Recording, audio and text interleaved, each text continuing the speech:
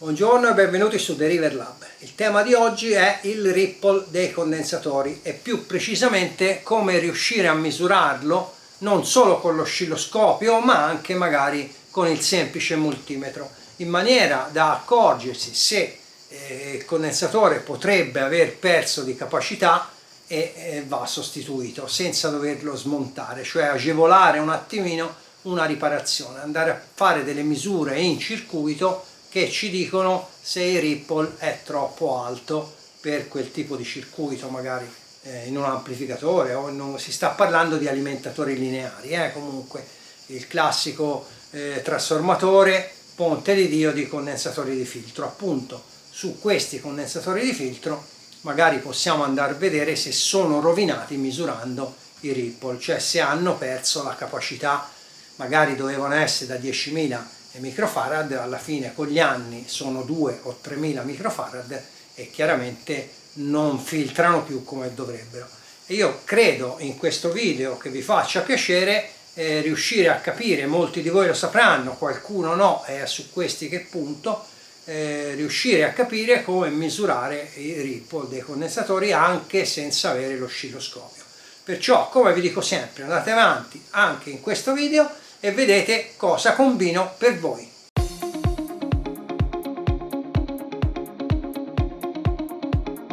Il set, diciamo, della misura, chiamiamolo set, insomma, è composto da questo trasformatore, poi abbiamo un ponte di diodi così montato in aria perché tanto è un ponte di diodi da 35 A, ma quello che ci andremo a prelevare sarà massimo 2-3 A. Poi abbiamo questi coccodrilli qui che ho messo in questa maniera, un po' così a urlo di lupo. Qualcuno si meraviglia della dicitura a urlo di lupo, ma in Toscana vuol dire così, diciamo a membro di segugio, ecco.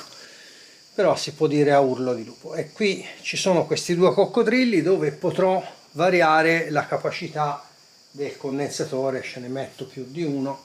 Lo posso cambiare perché chiaramente si stacca facilmente il condensatore in questa maniera qui, e per le prove che ci serve va più che bene. Ci avrò un piccolo carico fittizio, se vedete i numeri che lampeggiano è per via dell'incompatibilità con la videocamera. E poi abbiamo il set composto qui attaccato al carico fittizio, ci sono i cavi che vanno ai multimetri e all'oscilloscopio.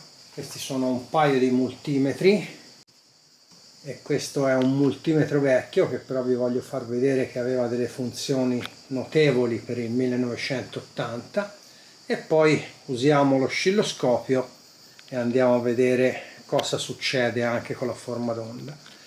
Tra parentesi, questo multimetro qui che ho preso nuovo è un Bremen, il modello è BM 869S e c'ha un sacco di funzioni che sono interessanti, specialmente diciamo anche per un elettricista, perché permette anche di misurare, vi faccio vedere, messo in questa posizione qui, permette anche di misurare le tensioni diciamo variabili, per esempio se vanno a un motore elettrico in uscita da un inverter che ovviamente varia la frequenza, e lui sullo schermo indicherà, non è nella posizione giusta ora, comunque indicherà sia la frequenza sia il voltaggio corretto, nonostante ci possano essere delle variazioni di forme d'onda dovute all'inverter. Comunque ha due display, praticamente possiamo vedere due misure in contemporanea, e arriva come banda passante fino a 50.000 Hz, sicché lo possiamo usare per tantissime misure anche in campo audio, fa tutta la gamma audio e va oltre. Allora, inquadrare questo oscilloscopio qui è sempre un problema perché è lucido e sicché si vede riflesso tutto, bisognerebbe usarlo al buio. Comunque nell'insieme si vede. Allora, in questo caso qui, come vedete, c'è un bel residuo d'alternata perché io ho staccato il condensatore, praticamente il condensatore non è più collegato, e sicché quello che si va a vedere è la forma d'onda come esce pura dal ponte di diodi non so se qui si vede, abbiamo un residuo alternata di 6 volt e rotti, e si vede ovviamente la frequenza di 100 Hz, perché come sapete dopo il ponte di diodi, diciamo, abbiamo da 100 e da 50 diventano 100 Hz. Se io vi faccio vedere i multimetri, allora questo multimetro qui nella funzione che sta facendo ora mi fa vedere sia la tensione livellata e mi dice che c'è 6 volt di residuo di alternata. Quest'altro non me lo fa vedere, ovviamente, mi fa vedere solamente la tensione raddrizzata, e questo qui mi fa vedere anche lui la tensione raddrizzata, però questo è del 1980.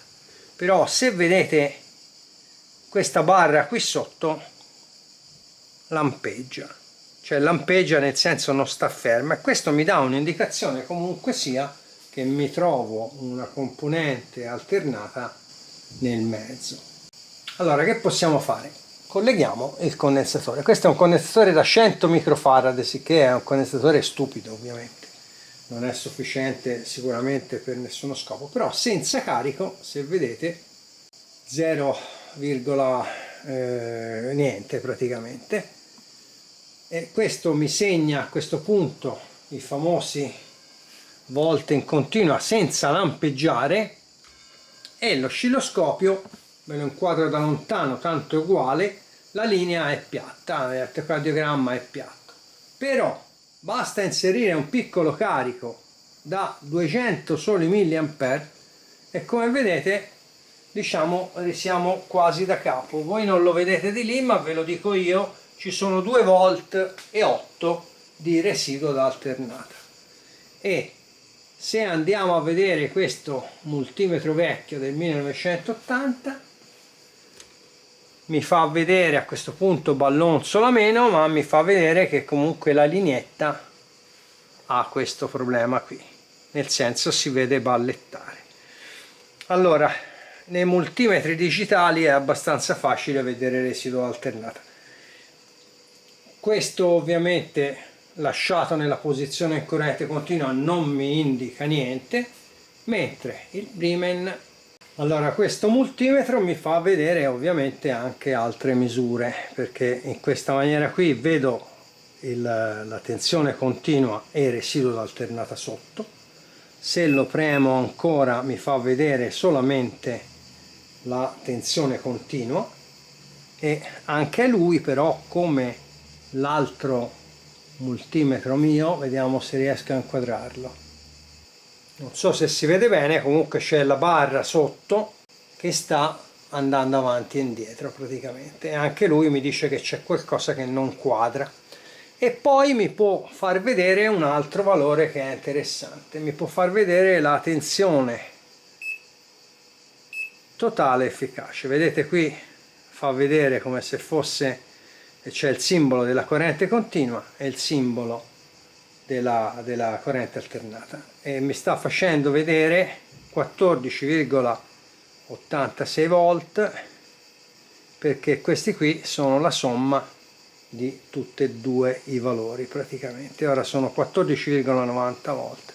Se vedete l'altro multimetro mi segna meno praticamente, e questo praticamente è la somma della tensione totale efficace di tutti e due i valori che lui sta leggendo dentro praticamente. Se non sbaglio la tensione totale efficace dovrebbe calcolarla secondo la regola del teorema di Pitagora. Praticamente la tensione continua più la tensione alternata secondo la regola del teorema di Pitagora. Questo se mi ricordo vagamente, però è passato tantissimo tempo. Comunque mi sta facendo vedere la tensione totale efficace in questo momento, ma a noi ci interessa vedere la tensione continua e il residuo dell'alternata sopra praticamente, che sono 2,83 volt. Vi faccio vedere una cosa praticamente come si poteva misurare con i multimetri analogici, perché magari a qualcuno qualche cosa vecchia gli interessa. E ora fatemi dedicare qualche secondo di tempo a PCBWay, che come sapete è il mio fornitore di fiducia per quanto riguarda i circuiti stampati e anche lo sponsor di questo video. Ho appena finito di assemblare questo circuito stampato, che è un prototipo di un progetto che farò vedere prossimamente. Come vedete, quando il circuito stampato è ben realizzato fa tutto un altro effetto, perché ha un'apparenza professionale, anche se, ripeto, questo qui è solo praticamente un prototipo.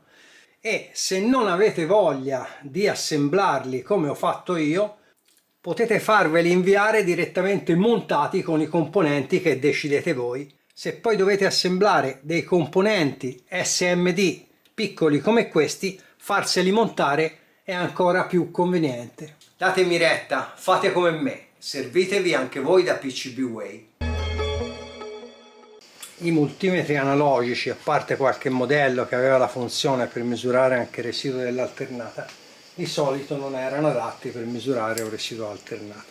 Se io vado a misurare la tensione continua, in questo caso va quasi a fondo scala perché sono oltre 14 volt, e sicché diciamo va bene. Però se io lo mettessi in alternata, come i multimetri diciamo digitali per andare a misurare la tensione alternata, io ora sono su 75 volt fondo scala. Se io vado a misurarla, ovviamente come vedete mi dà un valore di quasi 20 e rotti volt, perché qui sarebbe 30 volt e si ferma diciamo un pochino prima. Sono lontano e sono senza occhiali, ma insomma mi dà un valore che è completamente sballato. Qual era il trucco per vedere non il valore preciso, ma per vedere se c'era un residuo da alternata? Ora ve lo faccio vedere. Il trucco che si poteva usare era quello di interporre un condensatore di capacità di circa un paio di microfarad, 3 microfarad, 4,7, insomma diciamo intorno ai 2,2 microfarad, fra il puntale di misura e il punto che andavamo a misurare. In questa maniera qui, alla fine dal condensatore passa solo la tensione alternata. La misura non è precisa perché ora siamo intorno a 2 volte 83 e questo è su 2 volte e mezzo fondo scala, ma se io vi faccio vedere praticamente va a fondo scala, e comunque sia mi diceva che c'era un residuo d'alternata. Io sto toccando il condensatore praticamente interposto col puntale, sicché tocco la punta, questa punta qui del filo la tocco come se fosse il puntale e l'altro ovviamente è sul negativo, e mi sta passando solo della tensione alternata. Mi dice che sono quasi 2 volte e mezzo, non è un valore preciso, ma comunque, perché il valore reale è circa 2 volte 8, però mi diceva che c'avevo un bel residuo alternata. E questo diciamo è un trucco che si usava quando ero più piccolino io, e qualcuno magari o gli ho sbloccato ricordo o, come si dice, ha imparato una cosa nuova. Torniamo ai nostri tester. Qui abbiamo 2 volt e 80 di residuo d'alternata, perché ovviamente un condensatore da 100 microfarad, anche se sono 200 mA, si filtra poco. Saliamo un attimino con la corrente, portiamolo a 500 mA e come vedete il residuo d'alternata è importante, sono 5,38 volt.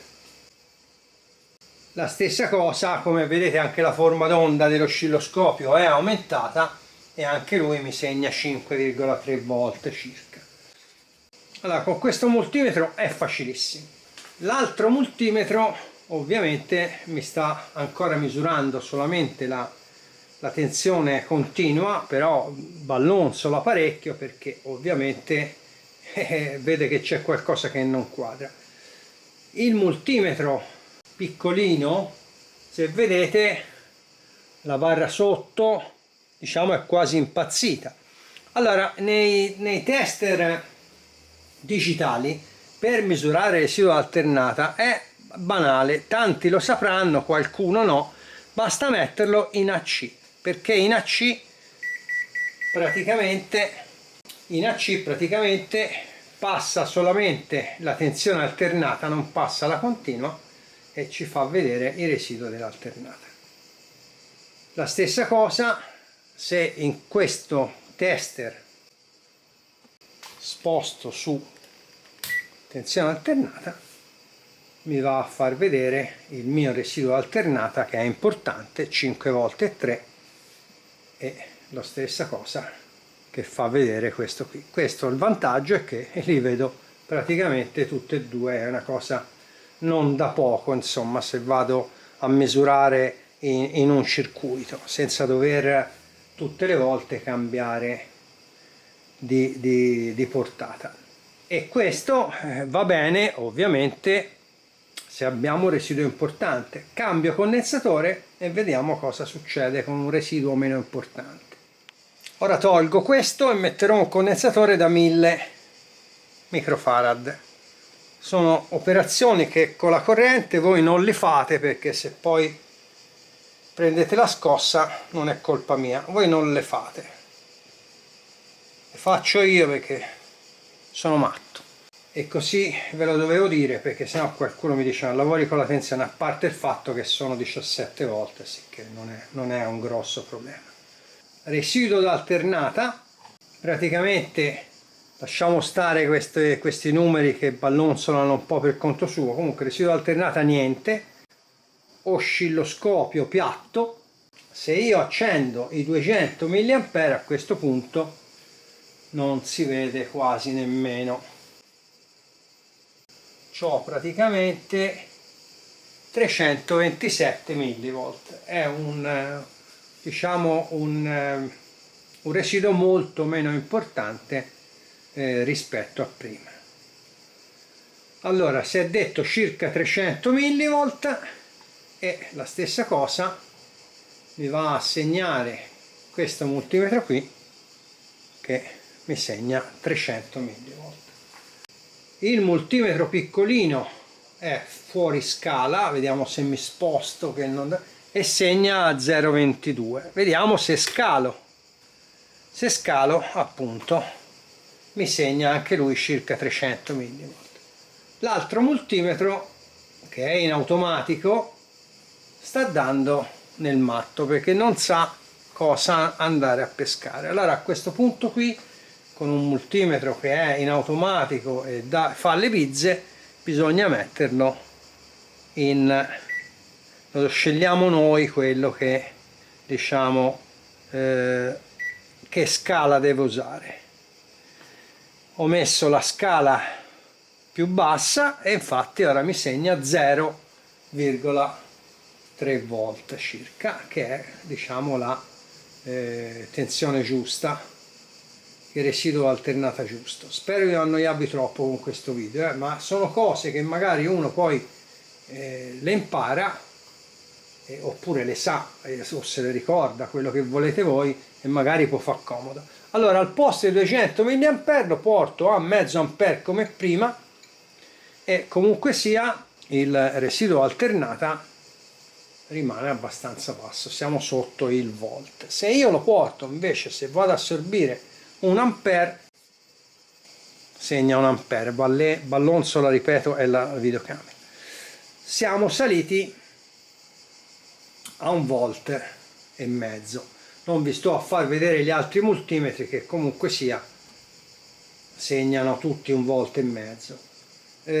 Se vedete anche là con l'oscilloscopio la forma d'onda è molto più grande e ballonzola. Ovviamente quello che vi voglio dire, questo discorso qui, chi ha un oscilloscopio è facile, chi magari non ha un oscilloscopio può individuare, magari in un amplificatore o in un circuito, sto parlando di tensione comunque a 50 Hz, tensione di rete, non roba switching, può accorgerci che c'è qualcosa che non va bene, perché se il condensatore ha perso capacità, se doveva essere un condensatore mettiamo da 10.000 microfarad e mi segna un ripple di 1,5 volt, vuol dire che c'è qualcosa ovviamente che non quadra e dobbiamo sostituire il condensatore o indagare sui condensatori. Aumento la capacità del condensatore e si rifà la prova ovviamente sempre a 1 ampere. Se visto, lasciamo stare col condensatorino da 100 microfarad, poverino che si era messo così per prova, però se visto che comunque con un condensatore da 1000 microfarad con 1 ampere di assorbimento abbiamo un Ripple, non so se si pronuncia bene, ma diciamo un Ripple, scritto Ripple, di 1,5 volt, sia qui che ovviamente sull'altro multimetro. Vediamo con un condensatore da 4700 microfarad se il Ripple dovrebbe essere più basso. Ricambio il condensatore,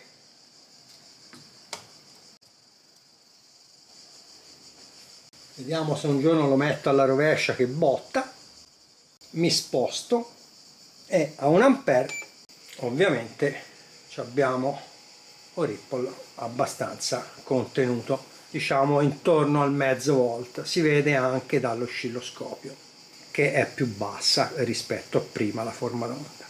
Anche questo multimetro mi segna circa 0,4 volt, sicché praticamente con un condensatore da 4700 microfarad è ovvio che il Ripple è più basso. Per arrivare al Ripple di prima devo salire, diciamo, ecco, ora sono a 3 ampere e abbiamo un Ripple di 1 volt, però vedete anche la tensione è scesa.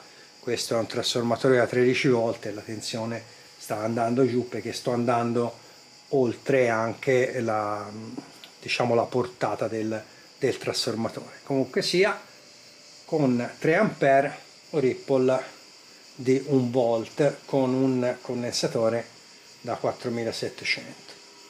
Ora ne proviamo uno da 10.000, lo cambio. Ora tutto questo discorso qui che sto facendo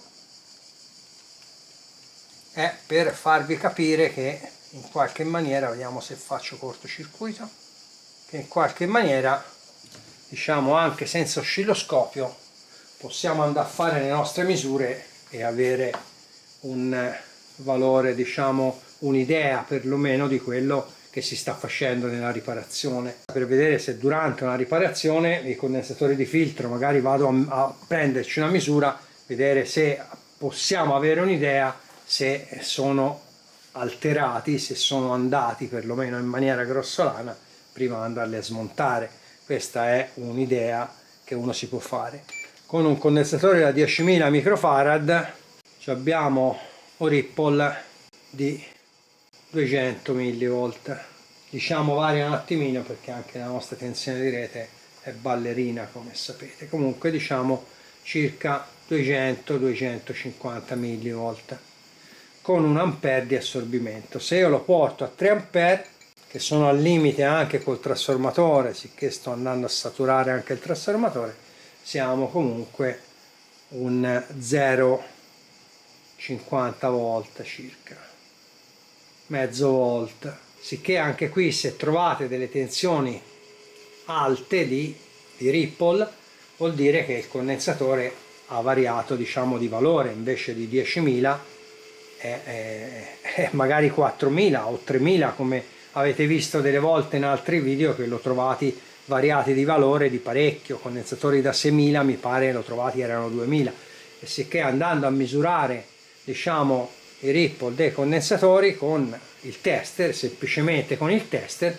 potete avere una misura. Poi ovviamente li smontate e li provate, ma insomma l'idea era quella di fornirvi uno strumento in più. Spero che sia una cosa che vi ha fatto piacere. Allora, il video è finito, spero che la chiacchierata che abbiamo fatto sulla misura dei Ripple vi sia stata utile, diciamo che perlomeno a qualcuno sia stata utile e che possa servirvi, diciamo, per individuare alcuni guasti, diciamo in maniera più agevole. Ecco, tutto lì. Comunque vi lascio con la speranza che il tema principale sul Ripple dei condensatori vi sia piaciuto e vi devo dire che noi ci vediamo al prossimo video. Ciao a tutti!